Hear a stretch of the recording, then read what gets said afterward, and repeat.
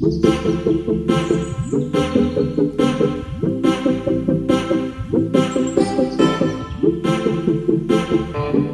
and welcome along to our next past conversation. Great today to be joined by Bethany Moore. Bethany is a battlefield tour guide and historical blogger. She has both an undergrad and a master's in history, which focused upon the history of Britain during the First World War. But rather than me talk too much, I'm going to just pass over to Bethany, who can say hello and tell you a wee bit about herself. Hi everyone, it's really good to be here and thank you, Paul, for having me. As Paul said, my name's Bethany. I'm a battlefield tour guide for about 3.5 years now. Always been interested in history, got my undergraduate and my postgraduate masters and undergrad done at Wolverhampton University, with my master's dissertation focusing on military policing in the First World War. So I'm really excited to be here today. One of the consistent questions that we've asked certainly most people that we've spoken to is about their memories of studying history at a young age and at school. So I wonder, Bethany, what was history like at school for you? Yeah. As I'm sure many people have said when you've asked this question, history was my favourite subject at school, even from a very, very young age. I have very, very vivid memories from being at primary school and studying history. One of them is very random. We were doing the Aztecs and we were creating this big display that was going to go up on one of the walls. And if you'd, completed your work or if you'd done something good, you got to go and help build the display, paint the pictures and this, that and the other. And I was so keen to do this. I think I did it about 3 or 4 times when most people only got one chance, because I was just like, I'm going to do this. I need to do this. Also, when I was at primary school, when I was in year 5 and year 6, it was the 60th anniversaries of D-Day and then VE Day. So we did the celebrations, dress up in your own clothes, and we did things like we had sing-alongs from songs from the time. We had our lunches were done like ration food. We had equipment brought in, so gas masks and things for us to play with and have a look at. I'll distinctly remember with a memory with the gas mask, the episode of Doctor Who that's set in the Second World War, the Christopher Eccleston episode, where it's the mask with the child going, "Mommy," had just come out, and I decided to put the mask on, and I stood behind a door, and some of the lads in my class came in, and I did this, and no joke, one of them wet himself because I scared him so much. But it's all come from history. And then, as you say, secondary school, loved it. Secondary school, GCSE, I can probably say my teachers at secondary school, and I will send this to them so they can embrace the praise that I'm giving them. They definitely inspired me to be where I am today. We did, Battle of Hastings and all of the typical stuff that you do in Key Stage 3. But then when we started GCSE, I loved it. We did Treaty of Versailles, League of Nations, Germany, Weimar Germany, America as well in the 1920s and 30s. And it was just great fun. I did battlefield tours whilst I was there, and I was always a student at school and on these battlefield trips who follows the teacher or the guide around like a little lost puppy and puts the hand up all the time, like me. And I'm sure, as you know, Paul, as other guides and teachers would know, there's always one on a trip who's following you around. And that was me. And being at A-level as well, Downton Abbey had just come out when I started my A-levels, and that was the first lesson on a Monday morning, and the teacher always took a 10-minute break at the beginning so that we could discuss what had happened in last night's episode of Downton Abbey.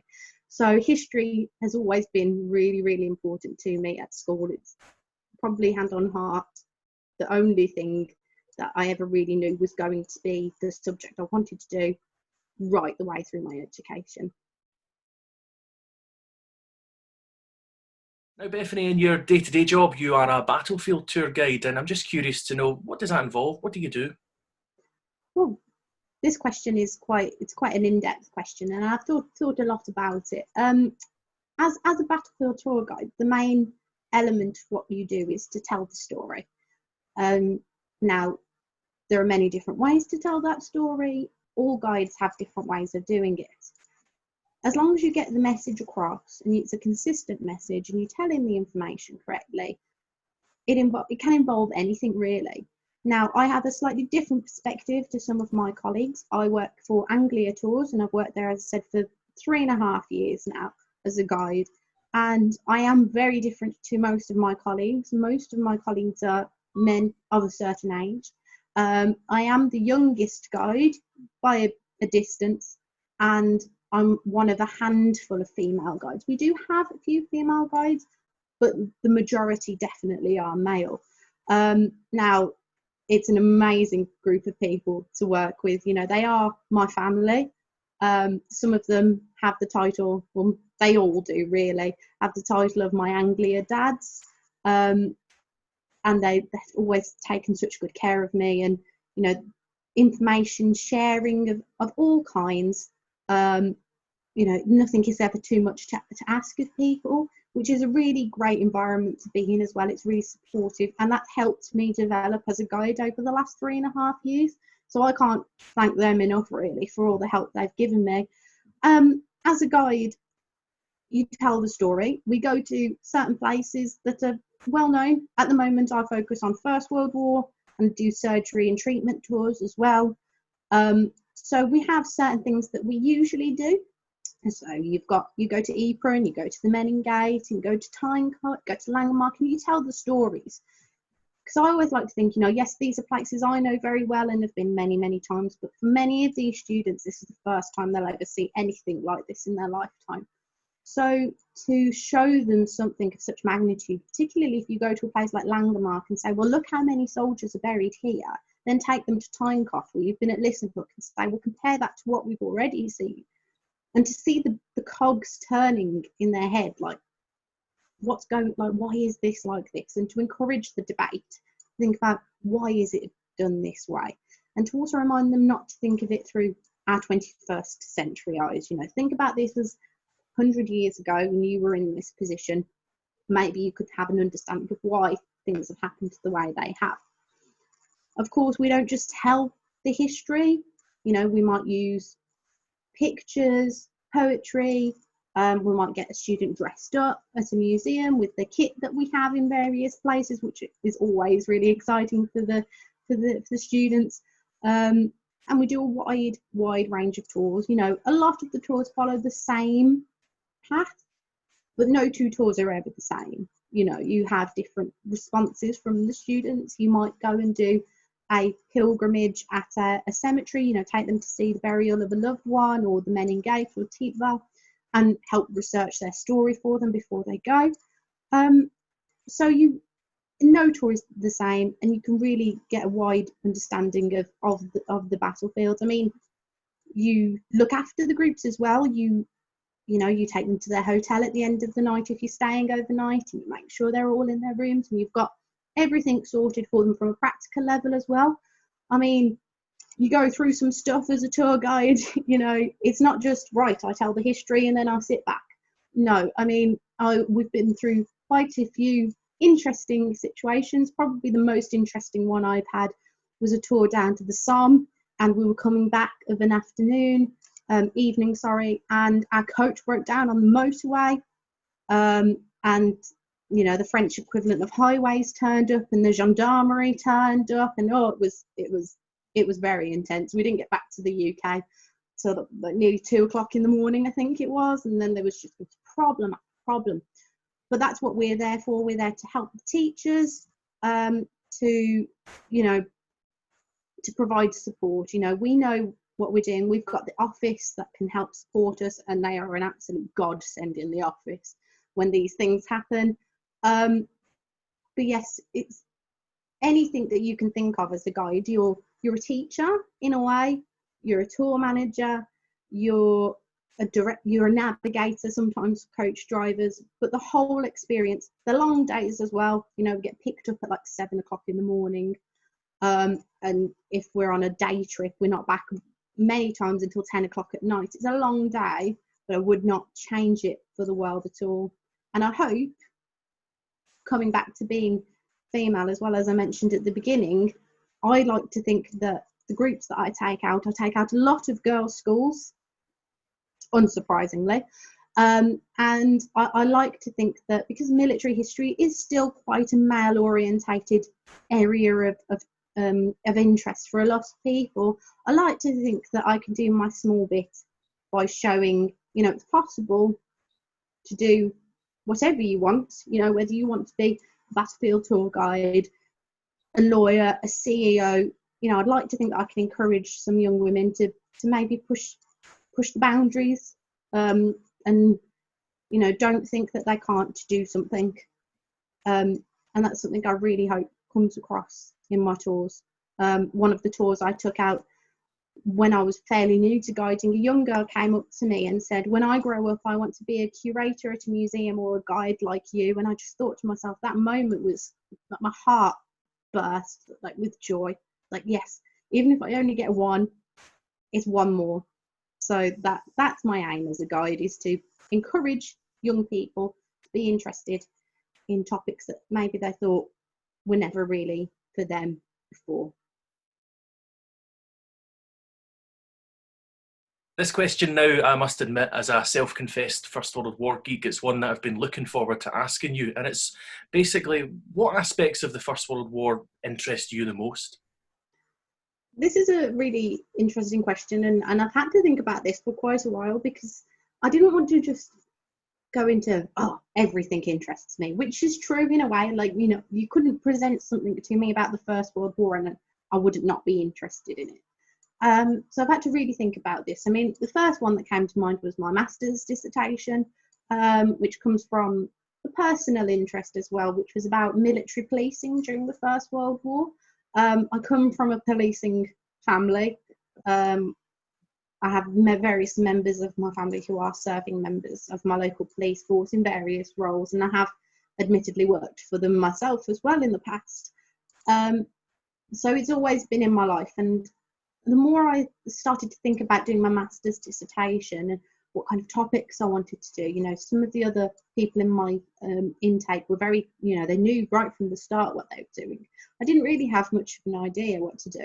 But the more I thought about it and the more reading I did, actually, I found how little there was on the military police. So, for example, the books that I had to support me in my research are the histories of the military police, and it's even in the book The Official History by Gary Sheffield, even in that, the First World War doesn't take up a huge amount, all things considered. And the other book I have is even less. It's 9 pages about the First World War. So I thought, this is something that's really I could get my teeth into. There's no secondary literature on it, so all the work I've had to do is the primary resources. So went down to Kew and got into all of the war diaries, which were really insightful. And not just thinking about the fact that policing was done on the Western Front, but in other theatres of war as well. So I like to think on the Western Front, yes, they did do policing as well, but in essence, they were essentially glorified traffic officers. There was lots of maps in there in the war diaries, showing routes that they'd planned out, particularly the ones that I like the most. It's for the Battle of Messines Ridge on the 7th of June. And you can see how they've plotted the route for troops to come in, for equipment to come in, which is really, really interesting. But then they did things like going to the local towns. They kept a record every week of how many cases of, I'm going to have to get a bit inappropriate here. They would take numbers of cases of how many venereal disease cases they had, and they would go into the local towns, be it Popperinga, Armentières, Bayeux, and they would say to these soldiers, right, do you know where you got your venereal disease? And if they said, yes, I got it from Popperinga and I got it from such and such, this is where I went, they would go and find the woman responsible, maybe not the right word, and take her out of circulation. So they were doing things like that as well, and not just the policing, making sure the soldiers didn't get too drunk, court martials, absent without leave, all of the policing stuff they had to do. On top of that, there were like morality police as well, which I thought was quite interesting. And then you look at German East Africa, and they are completely different because they're dealing with German civilians who live there in, I think it's Tanzania now. So they're dealing with civilians. So you've got martial law in place. So a very, very different style of policing, which was just fascinating. As a guide, because I do surgery and treatment tours, I've developed more of an interest in the medicine as well, which is absolutely fascinating. You know, all the changes that came about during the First World War. You know, you've got blood banks and blood transfusion, you've got your plastic surgery, the Thomas splint, you know, being more widely used in the First World War, and all of the changes that came about, X-rays, just it's phenomenal, really. You know, you could say, you know, there is nothing good about war, but the medical developments that come out of war and warfare we're still using today. So I think that's really interesting to make the connection between 100 years ago, the First World War, and today. I've really got into getting into the war diaries recently, and I think that helps. That, you know, the archives, you can download them for free at the moment, which is great. I've really got into that because I'm researching all the men from my town who died in the First World War. So I'm up to 154 men, and I'm trying to go through. Lots of them are in the same regiments and same battalions. So I've got about 8 from the town who are in the 1st, 5th South Staffordshire Regiment, and they all die around various similar days. So I'm trying to build up little profiles for each of them as well. One of them I found has got a DCM, Distinguished Conduct Medal, and I found loads of really interesting stuff out about him. So I'm just really absorbing all of the First World War history at the moment.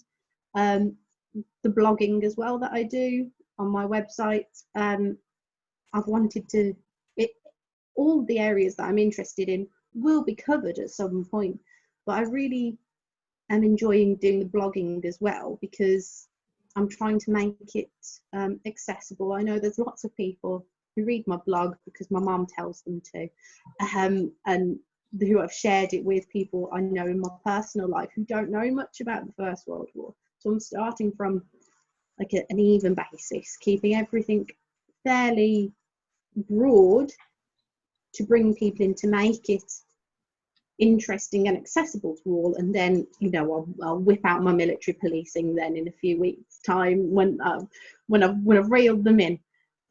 So yes, everything in the First World War, but definitely those. If you want anything on those, I'm the person you can come to for that.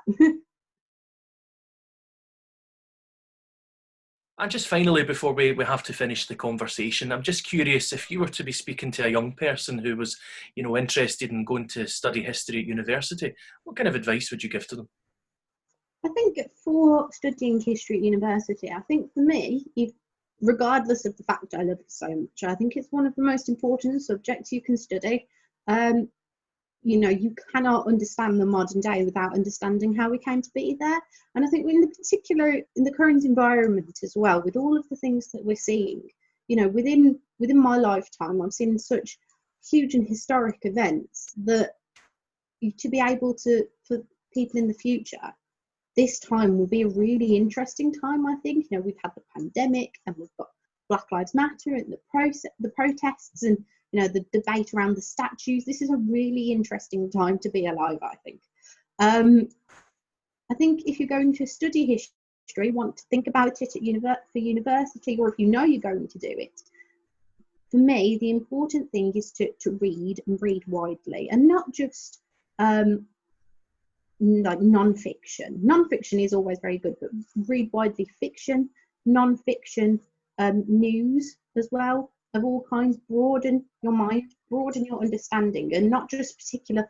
Don't just stick to one type of media or one type of newspaper article. Read across the section to really understand the different views, because there are different views, mainly politically, but it's important to understand those views. So absorb that environment, read widely.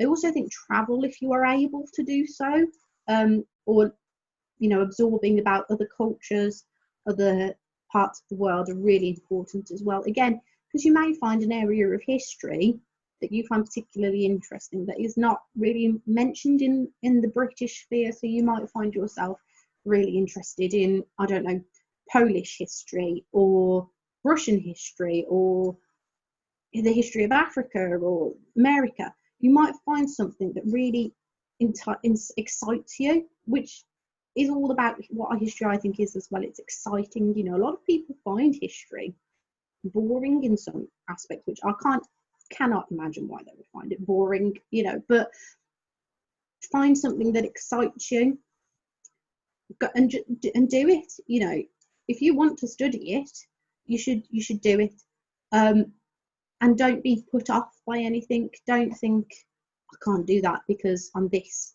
I can't do this for whatever reason. For an example, I studied history and war studies as an undergraduate, and when I say that to people, they're quite surprised. And when I say that I'm a battlefield guide, they're quite surprised as well, because they're like, oh, you're quite young to be doing that. Well, you're female, you know. It is a surprise for some people, and you shouldn't let what other people think of you be a barrier to your success.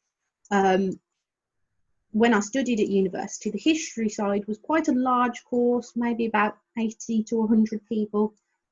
Generally, a fairly even gender mix, male and female, half and half.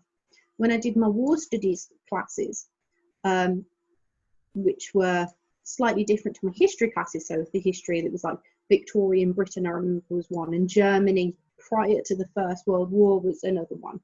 And my war studies classes there was a module on the Battle for Normandy, you know, political thinkers like Machiavelli and Kant and things like that, so quite different.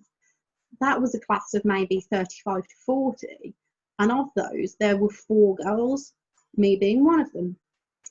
And you know, the lads were always great fun, and we were never, the 4 of us were never hindered by the fact that we were female. We were just someone else in the class, which I think is great, and that really inspired me in a way. Not just, you know, the journey that I've had throughout my life, getting to where I am, the love of history I had at school, doing it at university, becoming a battlefield tour guide in the process that I did take, has all led up to this point because I've been interested in history, because I wanted to study it, and I know that I've seen it in my life from a young age. So if you want to do something, you do it, because if it makes you happy, that is the most important thing. I think we can all say that we all want to do things and work in areas that we love to be in, and there are many people who do that, and there are many people who don't do that as well. And I think life is too short to not do what makes you happy. So if you want to study history at university, if you want to study war studies at university, if you want to study anything at all, if you want something, do it, because it's there for you to take.